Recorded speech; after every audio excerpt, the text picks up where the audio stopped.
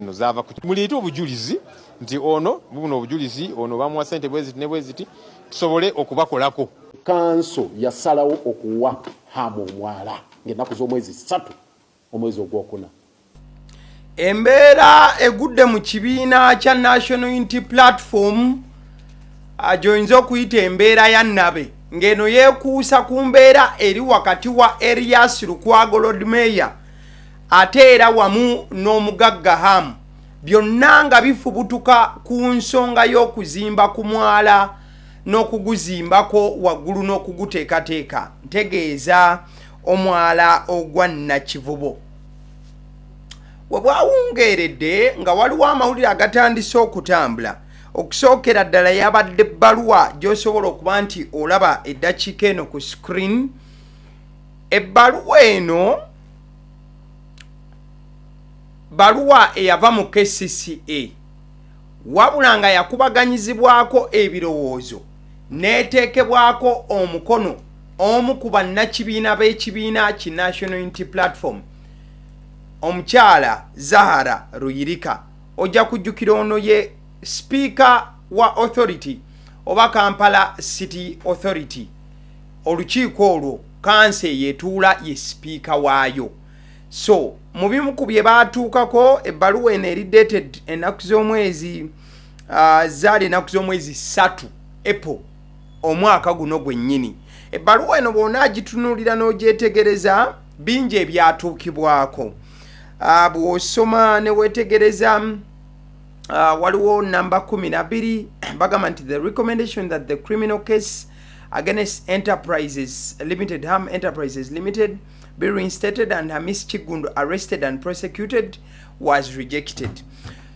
Olukiiko lwatuuzibwa era ng'eyali omukubiriza waalwo ye Zahara Ruyirika omukyalo oyo. Kati olukiiko luno lwali lw'abakansalas abatuula kakiiko ako aka KCCA. Mu bimu ku byateesebwako kwe kubeera nti omusango ogwali guteereddwa ku Hamu wamu ne Enterprises ye oba kampuni ye gugibwawo. In fact bwe weetegereza yali ayina n'okuba nti akwatibwa n'okuba nti asibwa okusinziira ku bbaluwa.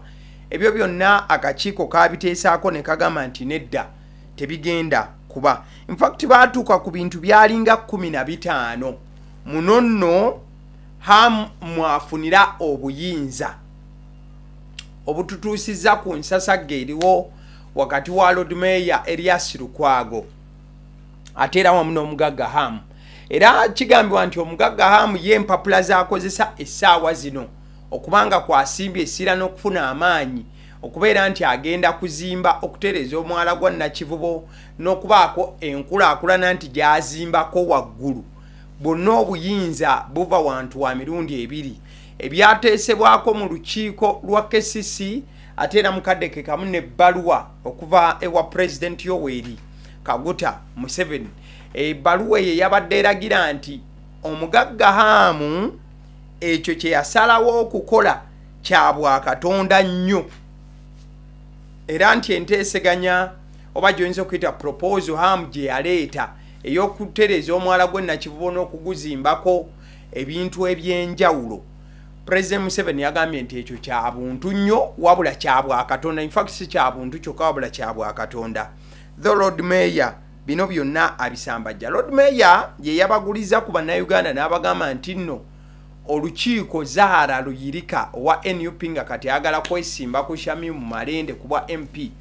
Speaker oyo ye yalimu mu lukiiko olwo. Era ebbaluwa eyo gye mulaba ebadde etambula Hamu gy'akozesa Zahara y'omu ku baagirimu era abaagiwomamu omutwe. Kanso yasalawo okuwa Hamu omwala ng'ennaku z'omwezi 3 omwezi ogwokuna.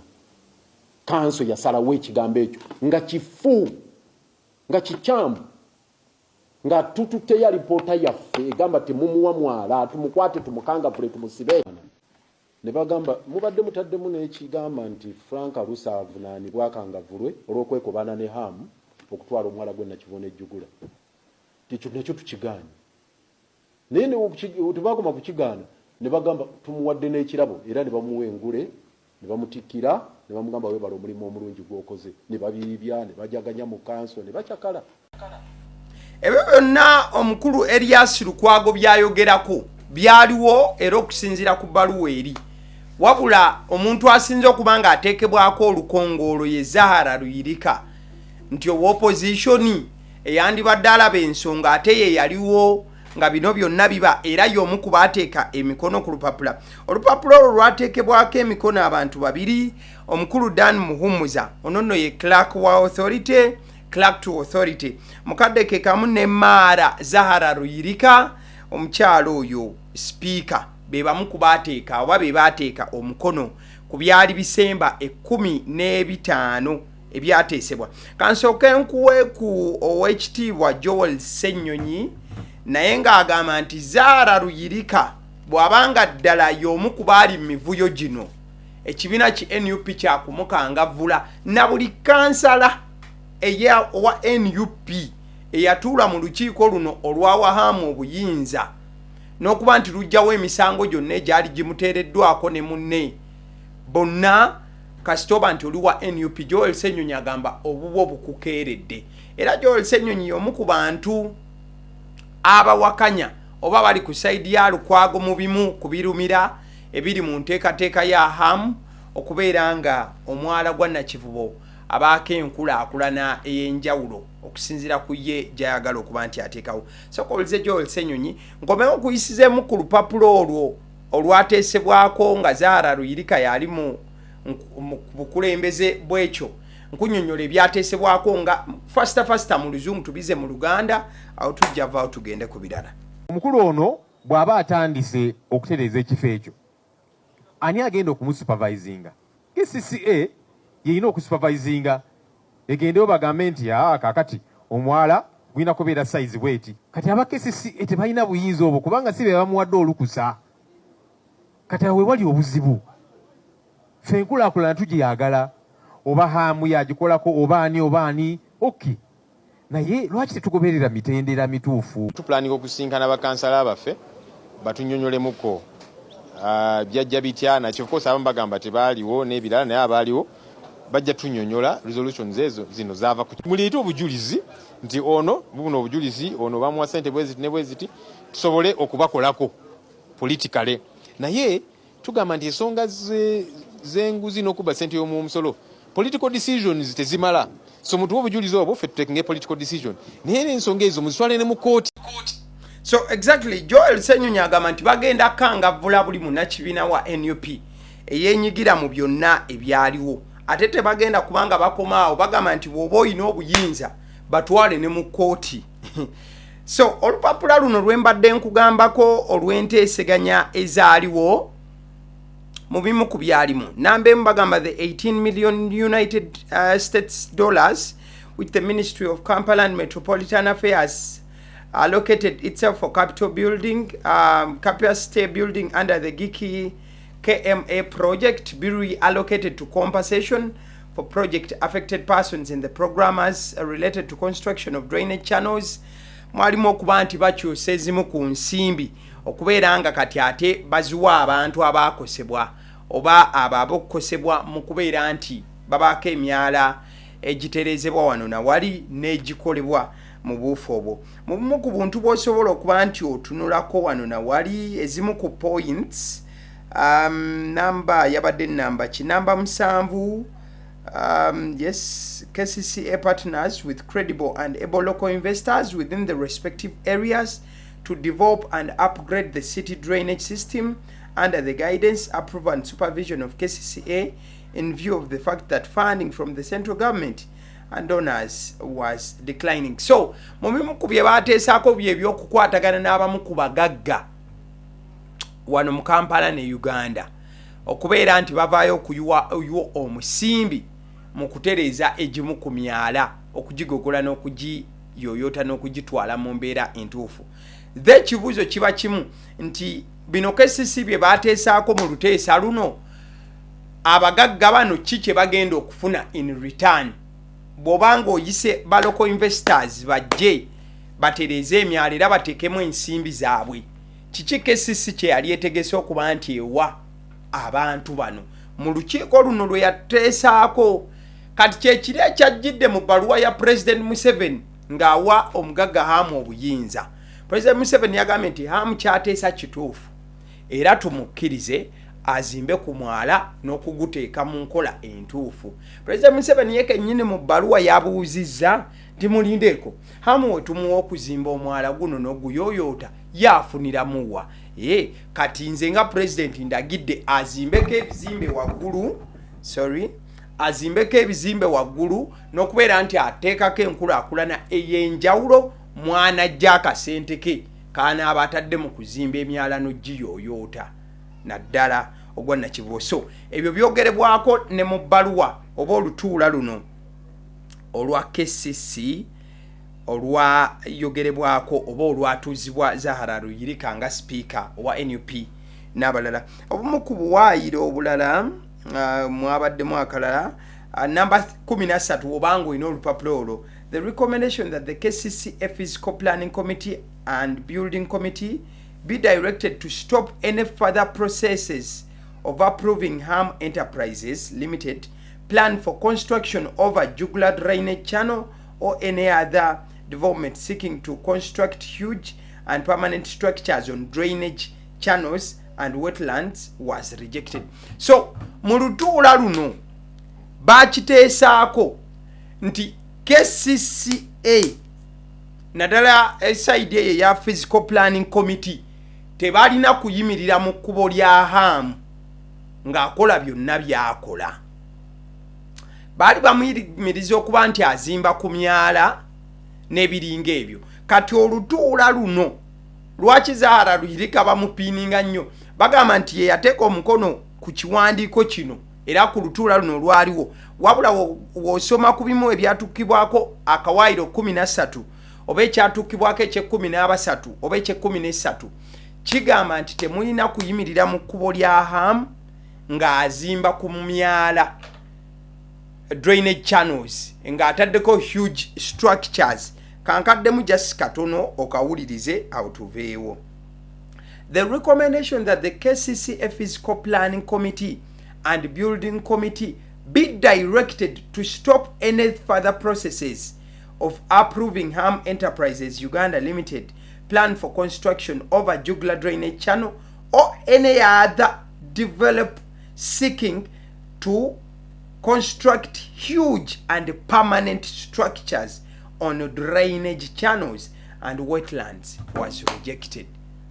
So n'ekyentobazi zennyini bakyogerako ekyokuzimba mu ntobazi nti nakyo ku mulundi guno okusinziira bye baali bateesezzaako tebayimiriza kasita kiba nti nno kireeta nkulaakulana n'okuba nti emyala giweereddwa amakubo amatuufu ebisigadde bazimbeko. So Joel Ssenyonyi bwe yavuddeyo n'agamba nti bagenda kunoonyereza ku bantu nga Zahara Ruyirika n'abalala aba NUP abaali mu lukiiko olwo. Ebbaluwa ng'eno weeviiriddeyo n'eraga ebyateesebwako. Kwa Joel Ssenyonyi agambye beetaaga obujulizi nga NUP tebajja kugendera ku bigambo byammwe nti just oyogedde. So Zahara Ruyirika ne kiba nti wetwogerera kimutaddeko mu kaseera akazibu okubeera nti alina ovaayo ye defending ku bye baateesaako ebyali ebintu ensonga 15 eziwa n'obuyinza abagagga okuba nti bazimba ku myala kasita baba nti balinamu akasente nti obuyambi bweri bwali bukendedde yo KCC kyeteekako essira okusinziira ku lupapula luno lwembadde mbasomera. Doza tutegeraganye. Kale olunaku lweggulo Shamim Malende yafunyeyo ka plus naddala mu lutalo lwaliko okuba nti asimba amakanda mu Kampala. Olunaku lweggulo yagenze ku kooti n'awolereza abasibe oba n'awolereza abasuubuzi be baadde baasiba okwosa eggulo mu kwekalakaasa okwabadde mu kibuga Kampala. Abantu baffe 15 abantu 15 kote kirisa okubeera nti bakola ki beyimirirwa naye bannaffe ababeyimiridde amakumi asatu basigaddewa basigadde mu kooti kubanga tukyatambuza empapula sibalina okuteekako emikono buli omu babeera tebasayiniza empapula ezo tebasobola kubatta so bangambye nzikirire wansi bawe samara eyo muleme kugamba ki ekigenda kuki so tuli mu kutambuza mpapula abantu baffe jjo tetwasobodde nga mumanyi kadaffe malino eyo nno mbeera yabadde wali mu kibuga Kampala oba wali mukaddeko okuba nti nno bata abasibe Shamim Malende yabaddewo abamu ku basuubuzi obwedda beemulugunya nti Shamim Malende ye yekka asobodde okubanga ajja ba MP ba Kampala abasigadde ne ba MPs babaddewa mu kulwanirira abasuubuzi bano. MP be Kampala bali batukasize bali nga bali wano buli MP akika mu Kampala monna abe Makindi oweka wempe wa Kampala Central omukyalo omusajja mwenna mwali badwalo wali ku nsonga y'abasuubuzi kubanga ffe tubalonda ffe tubulonde bali bw'ekibuga babakolera wano ate ffe tubaako omusolo ogubasasula mu palamenti olwalo mwali badde mulwanirira wamu ensonga y'abasuubuzi kubanga tutawa musolo nawe akasalako tekajja kujja mu budde. So bigambo byabamu ku batuuze naye ng'ensonga z'abasuubuzi bannange enkulu nnyo ebasinga okusasula omusolo mu Kampala buli muntu mu Kampala anyigirizibwa ali kukuba bamukuba owa booda abonaabona omusuubuzi abona wakati omuntu addukirewa.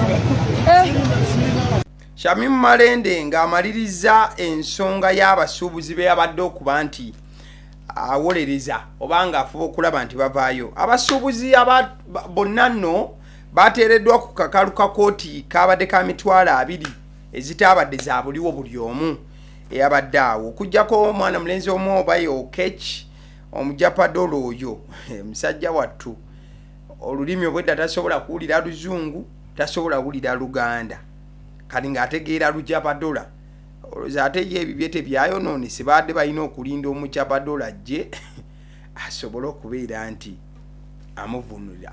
Nabwe kityo mukaddeke kamu Honorable Minister Prime Minister Nabbanja yakoze olukiiko lw'aba suubuzi awo ku UBOS wabula abasuubuzi babadde bakambwe era baaganye okubaako kye bateesa okujjako nga bannaabwe babatadde. Jjukira tugenda okujja mu meeting eyo ng'abasuubuzi bakyali mu makomera abaali beekalakaasa ekiro ekyakeesa eggulo. Tulina kye tuteesa saawa zino ng'abantu baffe bali eyo ekitegeeza olukiiko tulukomyewo sanga 8 meeting adjourned olwa ssente ezaffe bannabyabufuzi ababbi bali ku poliisi ne babatwala mu kooti omusuubuzi yavudde yeerwaneko twansilekaleka bano. Eyo nno y'embeera eyabaddewo okusookera ddala. Abasuubuzi ssebo baatabuse ne balagira minisita oba Prime Minister Nabbanja ne bamugamba nnyabo nedda tetujja kuteesa naawe tetujja kuteesa nammwe. Era ssebo abasuubuzi basoose kubata meeting neddamu nekola ki netojera. In fact mu bimu ku bye yabadde ateesa Prime Minister Nabbanja yabadde agamba bano nti ensonga zaabwe kazitwale mu Parliament. Ne bamugamba nnyabo tokigeza togeza n'okola ereeyo ebyamateeka ne bagamba nti kati lireteeko okulikyusa olwedde nga tuli wakati mu mwaka tulina okwizzaayo ne tugenda mu cabinet eyeekulemberwa president then ne tulireeta mu parliament ne tukikyusa. Abatuuze baalidde obuwuka wabula bwe butuukidde olunaku olwaleero ng'ennaku z'omwezi 21 Agosto mwaka 2025 byonna ebyateeseddwa mu meeting eyo njagala okutegeeza nti byandibanga bivuddemu ebibala. Yes, ebyavudde mu meeting eyo bivuddemu ebibala olw'ensonga nti olunaku olwaleero bakkiriza abasuubuzi bakkiriza okusooka okuyimirizaamu okwekalakaasa kwe baabaddeko. Bakkiriza bagambye nti you know what katusooke tuteeke okwekalakaasa ebbali tugulewo amaduuka nga bwe tulinda ebyo bye twateesezza ne maama Nabbanja mu buufu obufaananako bwe butyo. Kale eyo nga tuvuddeyo katusooke tugendeko ko wano Dr. Jose Chameleone wamu ne Daniela webutuukidde olwaleero bano balindirira kooti kuba nti ebaawula oba kyoyinza okuyita divorce. Olambuli fine. Drama mungi agenda maaso. Oyinza mwogera kooti. Drama ina agenda maaso. Anti buli wabeera amaanyi agagenda maaso obeera n'amaanyi agasika okuzza emabega. So neeze ebyo tebindya mu luyaayo olutuufu tebindya. Ayagala okubuuza mukube essimu mu America babannyonnyo. At the end of the day omulimu gwange gutuukiriza siri malayika binnema nebyensobola mbisobolera ddala. Kati awo neesigala kukola lupiya kunoonya sente zange na z'abaana bange nakwesanyusa ebisigadde Mukama yali namula. Neeze byensobola mbisobolera ddala byannema nze nganze ndibinga byange wendi ndi musanyufu zate nava n'ebyokubeera ku bantu ndowooza y'abantu kwa byaddala mazima nabikooko sikyayagala ebigambo bino bikwatinga nga obirabye ku social media naye nga sijja kulimba binhaatinga naye nga tebinhaatinga nti babyogera binhaatinga nti abantu balimedde mu ndowooza y'obutamanya naye ndabanga nali manyi nti Uganda abantu twava mu ntegere netweyongera kweno naye nga abantu olaba bakyatuzayo mu butategeera. Uganda nsi yakabi nnyo n'abantu bagizi nnyo naye bamali obudde ku bintu ebitazimba oli n'abeerawo neyeesiba ku kintu wala nga tekiikole n'atondawo ekikye. That is Dr. Jose Chameleone gye buvuddeko bwe yali ng'abuuzibwa ku mukyala we ebbanga lyonna afubye okuba nti abyeyitira kootwe paka ate we bituuse olunaku olwaleero nga omukyala Daniela yakubye Chameleone mu mbuga z'amateeka agamba nti ayagala baawukane omukwano tewakyali era nga mu bye yasabye asaba n'ennyumba n'ebisigadde wabula gye buvuddeko Chameleone agamba nti mukyala we ali free okwogera kyonna kyawulira kyayogera era ali free okukola kyonna kyawulira nti awulira ayagala kukola. Yes, genius. Nkalabye akantu kumpeereza but I didn't say nothing. Sirina right kwogera kintu kyonna at loud against the people that I love the most, your family yange. You know, yena agamu nayogedde ebibaga nti nayogedde. Let them prove the source. Okitegera Mama Abba ali right okwe-expressing the way I see it, she's right expressing herself. Ayina right okwe-expressing anger ye over happiness ye in whatsoever manner. Okitegera. Nze okusirika nange maybe my silence is speaking even louder than what she's saying. Okitegera. So siiso amumalako ddembe lyakwogera ye kyayagadde kwogera kwa ye muntu bibye, you know. Nentulira abantu ba preparing akantu okumba I said something. I cannot talk about my family because mbavaluinga nnyo mbaagala nnyo. Ebbanga lyonna Dr. Jose Chameleone akyogedde lunye nti ye tasobola kubanga ayogera ku famire ye olw'ensonga nti abavaluinga ekitenkanika wabula ye Daniela ebbanga lyonna avuddengayo n'abaako buli kadde kyayogera ku bufumbo bwe ne Chameleone era nga amwekokola bwekokozi. In fact gye buvuddeko yabaayo ne yeewaano banaasanyuka nti taba kugenda mu America paka nakati yandibadde mu mbeera embi ey'obufumbo bwa Chameleone. I just did not have an escape. I also really truly believe that if I did not come here, I would still be stuck in it. Because the system back home does not embrace people like us. Yeah. Oh, yeah. When a marriage fails, it's the woman's fault. Always. Yes. So I is Daniela bwe yalinga annyonnyola ku byonna. So omukwano gw'abano ogwa Chameleone gumaze emyaka n'emyaka gulabikanga kati gwatuuse ku final bwe ziba mpaka za mupiira. Oluvannyuma lwa Daniela okutwala omusango wali ku High Court mu Kampala, omusango guno yagutwala ng'ennaku z'omwezi 2025 ng'ayita mu balawyers be abawa Mimbi Advocates and Solicitors agamba nti Chameleone yeebuzaabuzizza okumala ebbanga oba abadde absent mu bulamu bwabwe bonga family okumala ebbanga ekintu ekyamuleetera ne stress wamu ne depression. So mubimu omukyalo ono bye yafayirinze eno petition ya divorce. Daniela asaba badivorcinge ye ayawukane ne Chameleone mu butongole. Agamba nti ayagala kwawukana na musajja. Olwo ojja kujjukira ne mu 2023 era Daniela yagezaako okukola ekintu kyekimu. Ababiri bano babadde bafumbo era nga babadde n'abaana 5 bweddu. Ojja kujjukira baakola omukolo gwali omunyuvu ennyo mu June wa mwaka 2008 2008 wabula ku luno Daniel agamba nti obufumbo mukooye njagala buggweewo wabula mu bimu bye yasabye ng'ayagala obufumbo buggweewo asaba ennyumba y'esseguku ajagala wabula Chameleone mu kubeera nga yedifendinga agamba nti ebimu ku bigambo omukyala byayogera si bituufu agamba newankubadde musajja abeera bize nnyo naye afuba okubeerawo ku lwa famire n'okubeera nti abaako akantu kaabawa. In fact ojja kujjukira nti Chameleone yavaayo n'agamba n'okugamba nti yagulira bano ennyumba mu United States of America era nti n'okugenda kwabwe mu America yakulinamu omukono ebitundu 14 waakyo. So bavaayo ne bagamba nti ne mu America badduka lwa domestic violence n'ebisigadde ye Chameleone abatakitegeera. Ekya Daniel okuba nti yabadde asaba bamuwe ennyumba y'esseguku Chameleone agamba nedda asaba omulamuzi ekyo takikola jase ennyumba agirekewo nga abaana we beegazaanyiza kwe kwabadde okusaba kwa Chameleone mu buufo obwo. Ekirala omukazi mbi yafayirinze yabadde asaba Chameleone wadde baawukanye asigale nga Chameleone akyalabirira omukyalo ono. Chameleone n'agamba nti Daniel yeekolera eri gy'akola. Chameleone agamba gy'alabirira abaana wabula si Daniel ng'omuntu. Ekirala Daniel yabadde abaana ayagala bamuwe custody yaabwe bonna 5. Chameleone agamba nedda omulamuzi towa baana custody tojiwa mukazi yekka leka ebeere nga custody yaffe fembi abaana babeerako eno ne babeerako eno.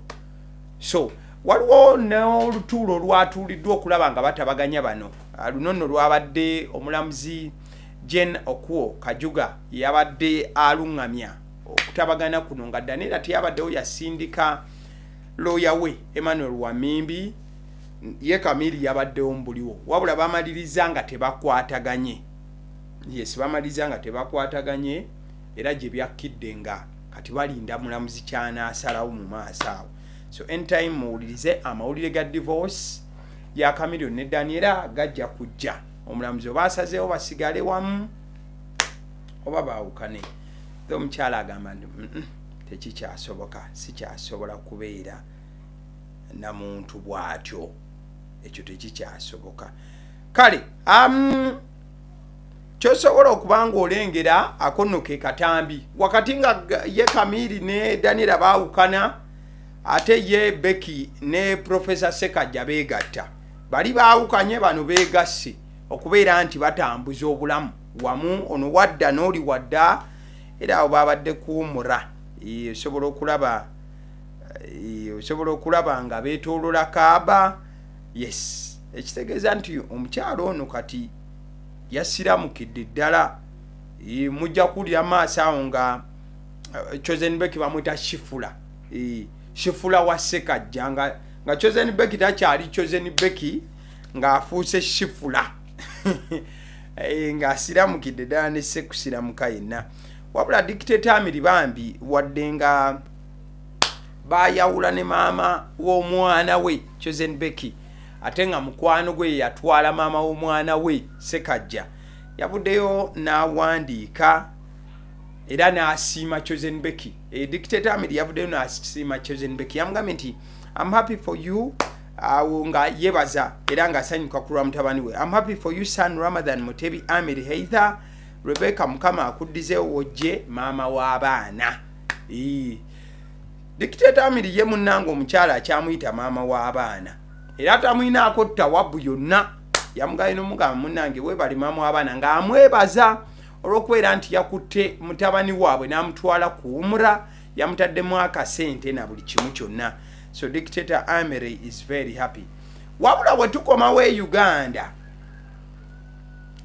ebya Professor Sekajja tebinaggwa naddala ensonga z'omukyalo oyo gwe yazaalamu abaana. Bwe wawulira Minisita Balamu ng'abyogerako mwali mulowooza asaaga amazima ensonga yazongerayo era tusobola okuba nga tufuna ku mukulu Patrick Onyango wano nga nnyonnyola byonna. Honorable Minister,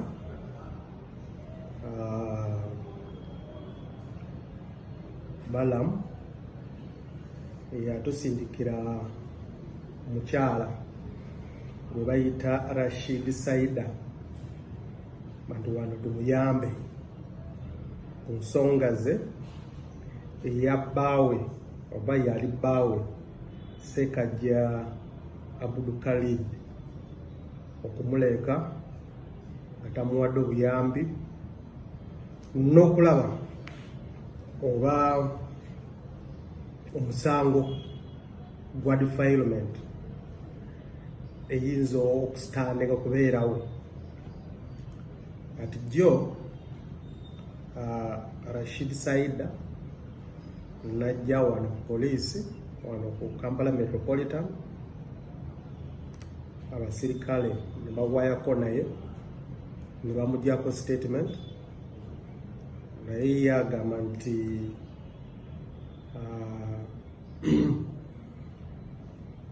Sekajja yamusanga eyo Nansana mu saluuni emu gyabadde abeeramu gyabadde akolera namusendasenda ng'akyali myaka 16 awo bwe basookedde okufuna omwana waabwe eyasooka ate ne bafuna omwana wokubiri nga badde akyali olubuto mu myezi 7 Sekajja namuleka kati ye natandika obulamu bwe n'abaana be nga ye abalabirira ye taata ye maama nga taata w'abaana tabaweerezako wadde eza sabbuuni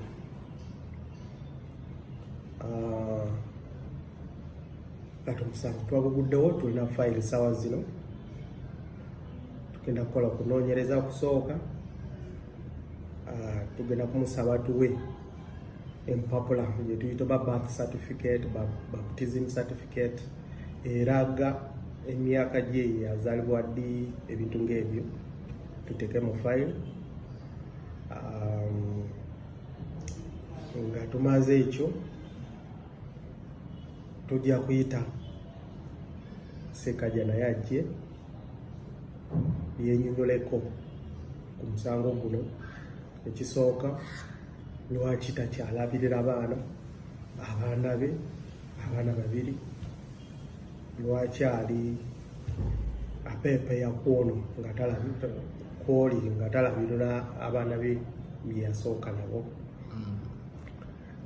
yonna okuvaayo omukulu okuva mu Police Patrick Onyango yabadde annyonnyola ensonga zonna ndowooza obiwulidde bulungi ate nnyongereko okyawa akuddira mu luyimba talwomya waliwo akavidiyo kano aka Honorable Nyamtooro yabadde awo ku Center Parents omukwano munaye buluwadde ogw'edikenzo tegwawukana naye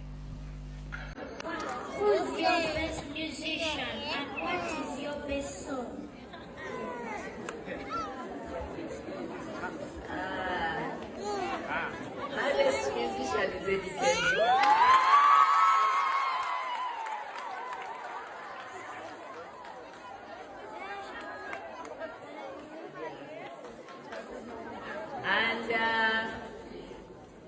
I am spoiled of choice when it comes to his songs. I guess most of his songs are my favorites.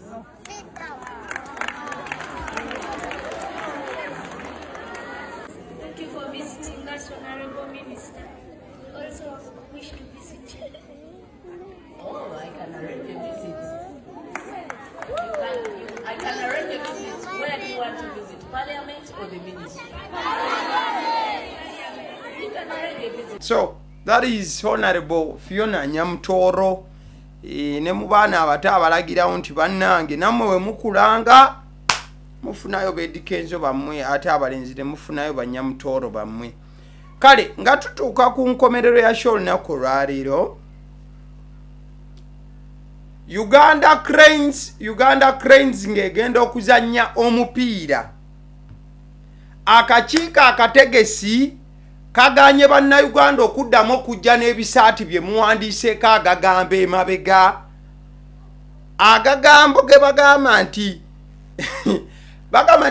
bw'ojja n'omujozi gwa Uganda ng'emabega oguwandiiseeko agagamba agatakwatagana tebagenda kukkiriza yingira mu kisaawe. Bw'ojja ng'oyambadde omujozi nga guliko ebigambo ebitakwatagana tebagenda kukkiriza mulundi guno kuyingira laba mupiira. Akakiiko akategesi bwe kaawooninze abawagizi ba Uganda naddala omupiira oguddako Uganda ng'ezannya Senegal agamba saati ge mwambala mbusimale Viction go dance ebyo tebagenda bikkiriza mbu stingy men enough is enough eyo saati tojja kujja nayo. Waliwo oli gwe nalabye mbu 001 nze nannyini maki teri kukkiriza kuyingira munda. Balesa abakugu bagenda beera ku kisaawe wali ku mulyango asome esaati oba kiri mu Luganda ng'akuba owakaafu akama nti ekyo ekigambo kiwemula wano mu Uganda gabaga go back home.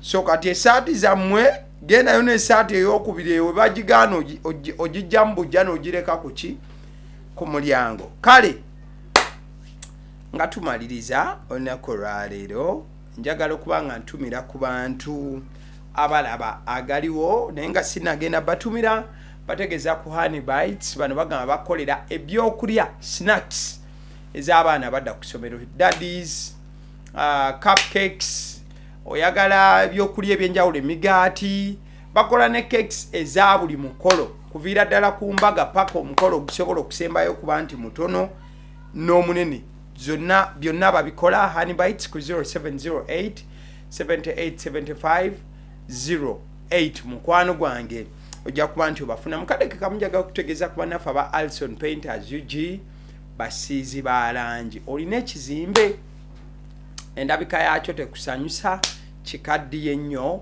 bakubire bajja kikusigira langi oba kipya wakakimaliriza nabyo babikolera ddala ne bakikusigira langi n'osiima ku 0705 193636. Kale kantumire ku bantu abalaba show eno ku agaliwo njagala okutumira ku Namat of Lydia. Thank you for watching. Get to favor. Thank you. Bruce Legacy webale kulaba. Mukadde ako Josh Muyi, thank you for watching. Mwebale okuba nti no mulaba agaliwo mikwano jange. Kale away from that awunga tuvuddewo njagala tuolekere side eno katusiibule kambalekere abarasta bano walogezeko mu chachi y'abarasta nga beboka bebakulembera misa paka jeggwera.